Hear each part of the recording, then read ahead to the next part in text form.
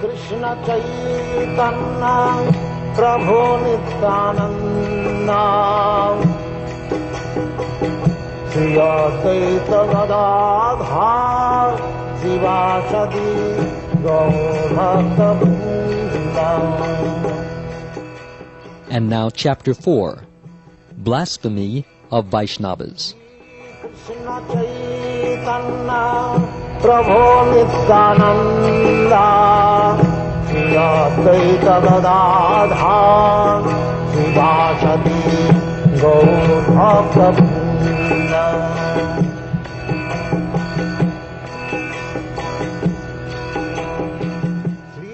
All glories to Lord Chaitanya, the life and soul of Gadadhara, and to Sri Nityananda, the life and soul of Janava. All glories to the husband of Sita, Sri Advaita, and to Srivas and the devotees.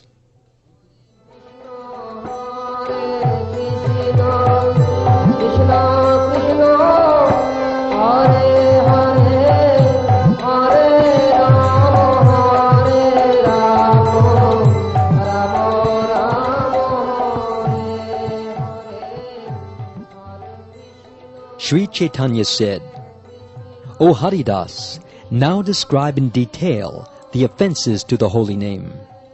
Haridas answered, By your power I will say what you make me say. Offenses to the holy name are analyzed as 10 according to Scripture. One should be fearful of committing these offenses. They are as follows.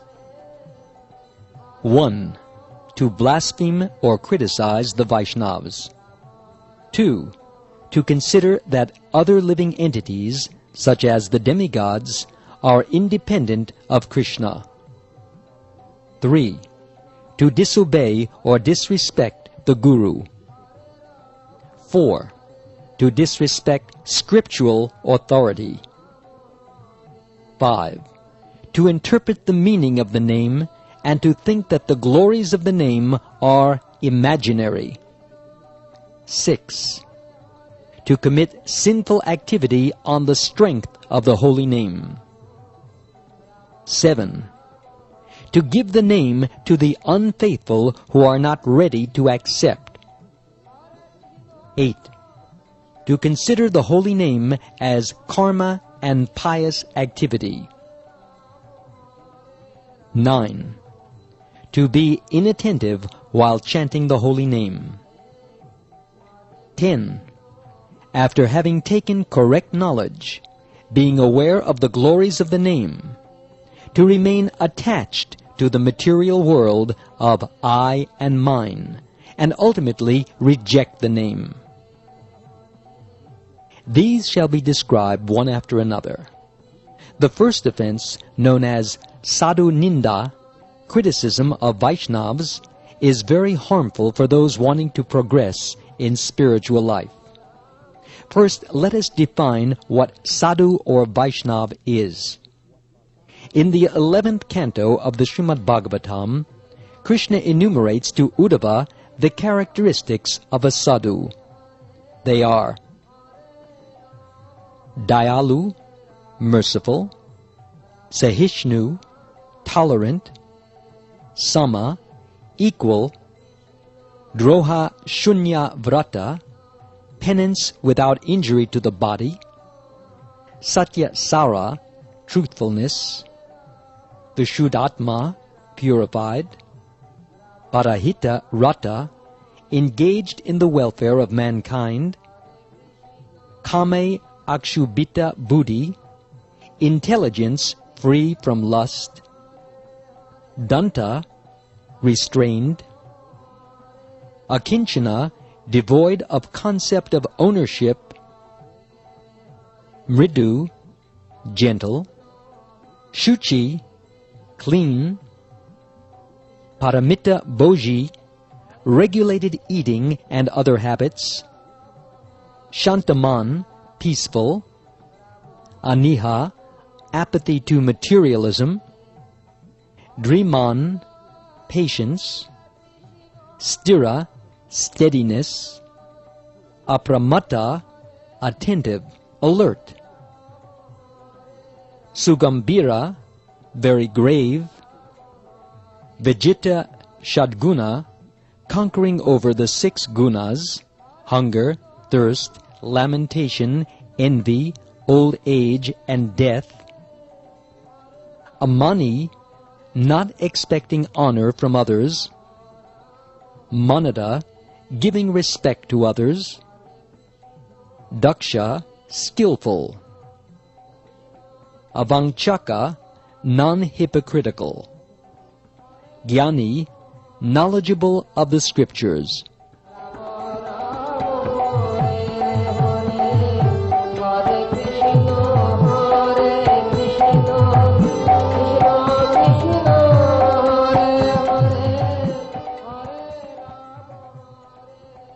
By these characteristics, one can know who is a sadhu. However, here there are 2 types of characteristics, principal and marginal. The principal characteristic is exclusive surrender to Krishna, while all others are dependent upon it. By some good fortune, one may get the association of Vaishnavas, and then attain a taste for the name, chant the name, and take shelter of Krishna's lotus feet. This becomes the chief characteristic, and by continuing to chant the name, all the other characteristics make their appearance. Therefore, they are called marginal or accompanying. Though secondary to the principal characteristic, they will certainly appear in the body of a true Vaishnava or sadhu, as an effect of proper chanting of the holy name. On the other hand, the status of Grihastha, Brahmachari, Vanaprastha, and Sannyasi, Shudra, Vaishya, Kshatriya, and Brahman of the Varnashram system, and their respective habits and qualities, are external distinctions which in no way determine who is a sadhu. The chief characteristic of a sadhu is his complete surrender to Krishna, which is not dependent on a certain varna or ashram. Through the example of Raghunath Das, Sri Chaitanya taught how the Grihastha Vaishnava should act. The married man should enter household life with a mind steadily fixed on service to Krishna, not enamored by sense gratification. And in this way, the householder can gradually cross the ocean of material existence. Instead of playing as a false renunciate, Markata Vairagi, enjoying with the senses in the cloth of a sannyasi, it is better to take only those things necessary for survival in the material world, while cultivating non-attachment. One should always be internally fixed on Krishna, though externally one may act according to one's social custom in varna and ashram. Krishna quickly delivers such Grihastha Vaishnavas.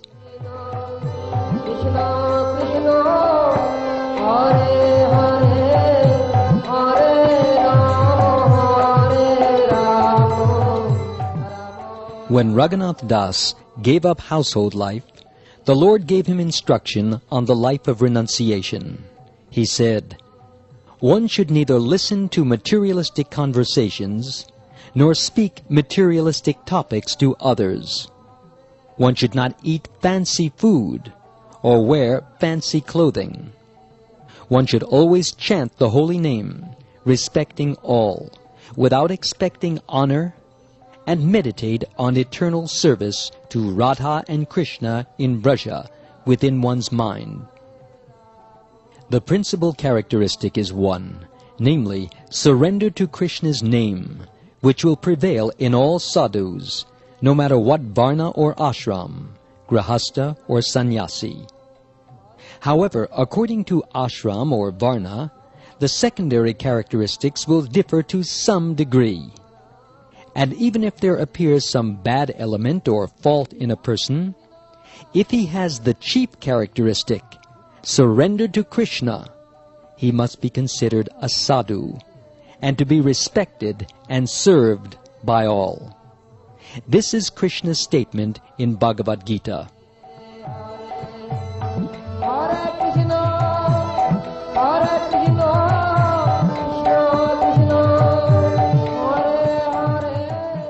When one has developed a taste for chanting the pure name, it is said that chanting just one time will destroy the influence of all past sins. Some remnants of those sins may still remain, but they will completely vanish by the influence of the holy name. Since these traces of sin will quickly go, that person is known as the most righteous person. Of course, if the materialist sees those traces of sin in a Vaishnava sadhu, he may consider that the sadhu is just like a materialistic sinner. If he should criticize the sadhu because the sadhu has a trace of sin coming from previous sinful activity, he is committing sadhu ninda. He is to be considered a rascal because of his fault of criticizing a Vaishnava. And by this nam aparad, offense unto one who has surrendered to the name, he falls directly under the wrath of Krishna. It is concluded that one who is solely devoted to Krishna and sings his name is known as a sadhu. Other than the devotees of Krishna, no one else is considered to be a sadhu. One who considers himself a sadhu is filled with material pride. But one who thinks himself to be the lowest rascal, humbly takes shelter of Krishna and sings Krishna's name, is the real sadhu. Knowing himself to be less than a blade of grass, considering himself like a tree of tolerance, not expecting honor for himself, and giving honor to all other living entities, he chants the name and attains attraction for Krishna. If a person of the above qualities chants the holy name even once, he is considered a Vaishnava and should be respected. The Vaishnava is the friend and spiritual leader of the universe. He is an ocean of mercy to all living entities. Whoever criticizes such a Vaishnava goes to hell, birth after birth. For there is no path for real liberation other than bhakti, and bhakti is obtained only by the mercy of the Vaishnavas.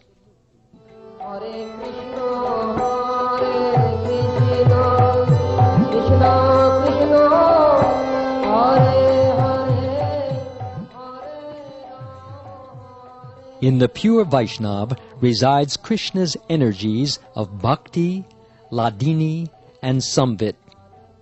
Thus, by contacting a Vaishnava, one can also receive Krishna bhakti. For this reason also, the food remnants, the foot water, and the foot dust from the pure Vaishnavas are three powerful articles for creating bhakti. If one stays near a pure Vaishnava for some time, one can receive the bhakti energy flowing from his body. If one can bind that energy within one's heart, after having developed strong faith, bhakti will develop, and one's body will begin to tremble in ecstasy. Thus, by living close to a Vaishnava, soon devotion will appear in one's heart. First, such a person will begin chanting the holy name, and then, by the power of the name, he will receive all good qualities. This is the particular power of the Uttama Adhikari.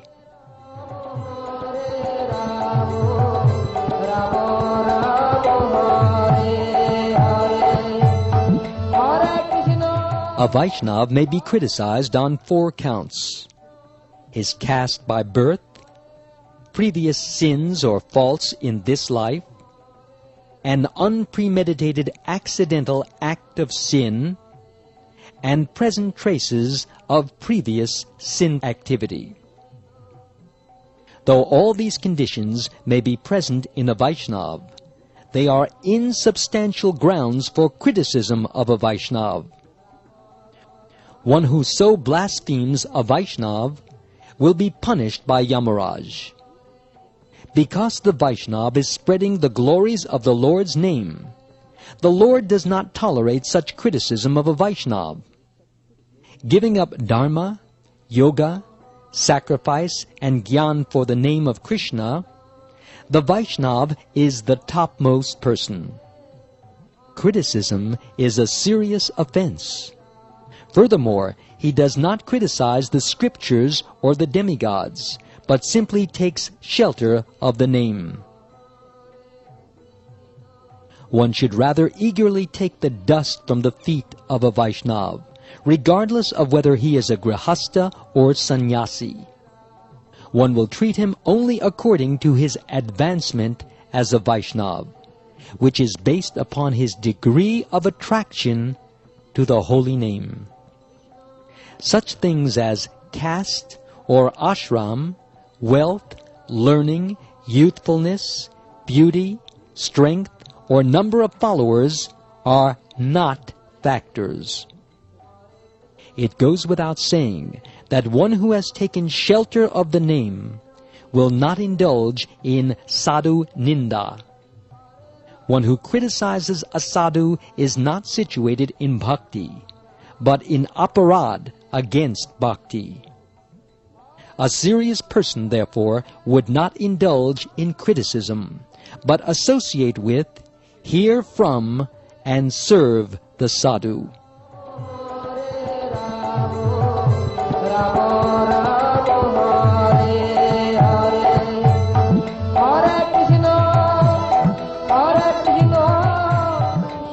Because association with those who are not devotees is bound to produce disrespect for devotees, sadhu ninda, the devotee is careful to avoid such association.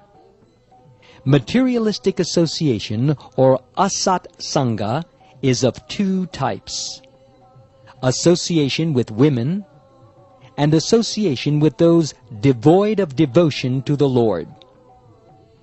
Association with women means associating with women not according to Vedic tradition. This association with women, which is not authorized by Scripture, is divided into association with women outside of marriage for the purpose of sex life, and association within marriage where one is controlled by one's wife.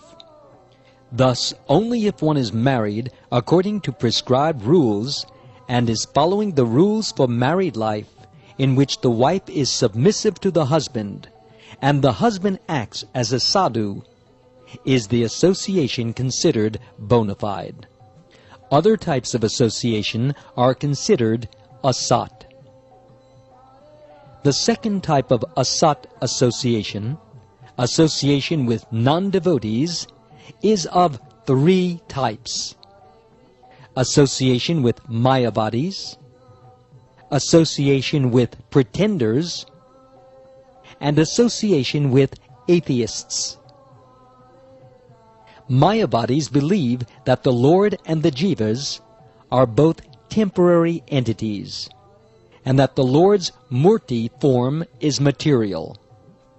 The pretenders, though without genuine devotion or renunciation, pretend to be devotees to make a living. The atheists do not believe in any form of God. Now these people may claim to be devotees, and may be accepted by the public as such, but if one rejects such people, it is not considered sadhu ninda. Furthermore, one who criticizes a person who gives up these asat people should also be rejected and avoided. Therefore, the serious devotee who gives up asat sangha, which causes sadhu ninda, and exclusively takes shelter in the name, will certainly receive the treasure of prema.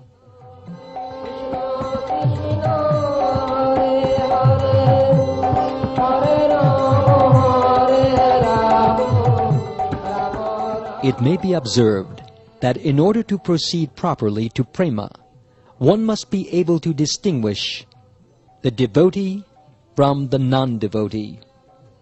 For one must avoid the aparad of criticizing the devotee and seek his association, and simultaneously reject the non-devotee completely.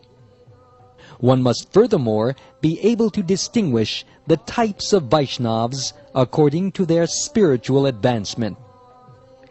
These are of three types: the materialistic Vaishnav, or Vaishnav Praya, almost a Vaishnav, is he who has mediocre faith in Krishna but has no service attitude to sadhus.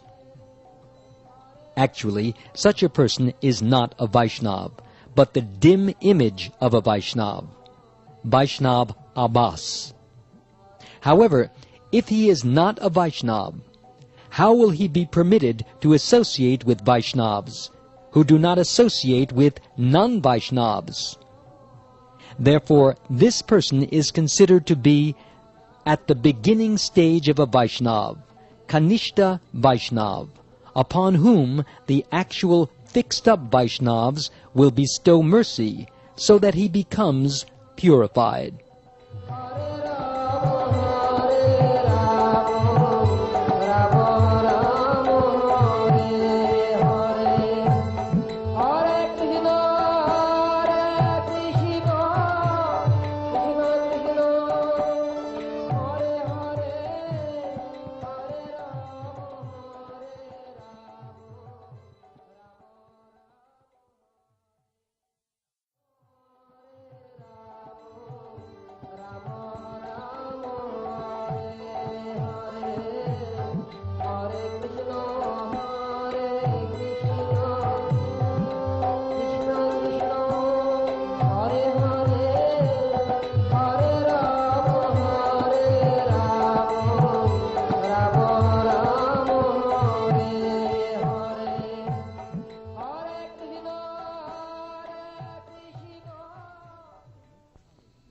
The next higher stage of Vaishnav is the Madhyam Bhakta, who can recognize the important position of the Lord's devotees and thus always associates with them.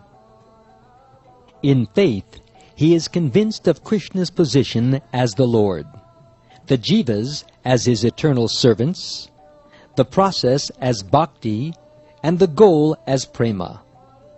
He shows mercy to the innocent, those who have a little faith, the Kanishta Bhaktas, by giving them Sambandha Jnana. And he avoids the enemies, Asat Sangha, understanding the different effects of the different types of association. Even at this stage of Madhyam Bhakta, one is considered a pure Vaishnav, with the qualification of taking the real holy name, not Namabhas. As a real Vaishnav, he is able to distinguish a Vaishnav from a non-Vaishnav, so that he may avoid Asat Sangha and Sadhu Ninda, and serve the advanced devotees. Actually, he must do this for his own advancement. He who experiences Krishna as the life and soul of everything, and thus sees Krishna situated in everything, and consequently does not make distinction between Vaishnav and non-Vaishnav, but simply engages in relishing the nectar of the holy name, is called the Uttama Vaishnav, the most advanced devotee. The Kanishta Bhakta performs his devotional service at the stage of Namabhas, whereas the Madhyam Vaishnav is actually qualified for the real holy name, and can understand and discern the various offenses in chanting the holy name. The Uttama Adhikari is above committing offense, as he sees Krishna expanded everywhere.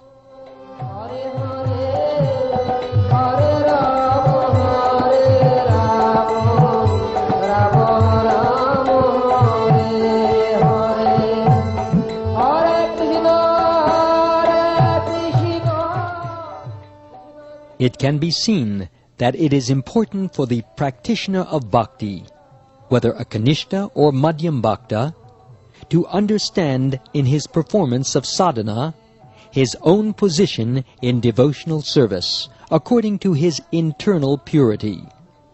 By doing this, one can avoid non-devotees, asatsanga, and by this one can advance further. Therefore, it is important that one come to the position of a Madhyam Bhakta, one who is qualified to make these distinctions. The typical activities of a real devotee or Madhyam Bhakta are to avoid sadhu ninda, and to take association of sadhus, serve sadhus, and give knowledge to the innocent jivas while performing Nam Sankirtan. Being overcome with the material modes, if one commits the offense of blasphemy against a devotee, one should sincerely feel repentant and cry at the feet of that devotee for mercy and forgiveness. The devotee, who is by nature very merciful, will forgive the offender.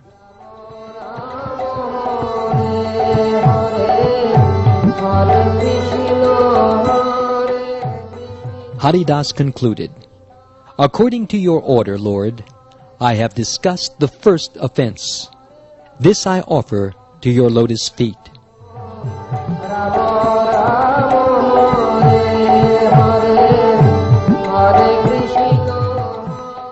Bhaktivinoda says, that person who, like a bumblebee, lingers at the lotus feet of Haridas will receive the touchstone of the holy name as his life and soul.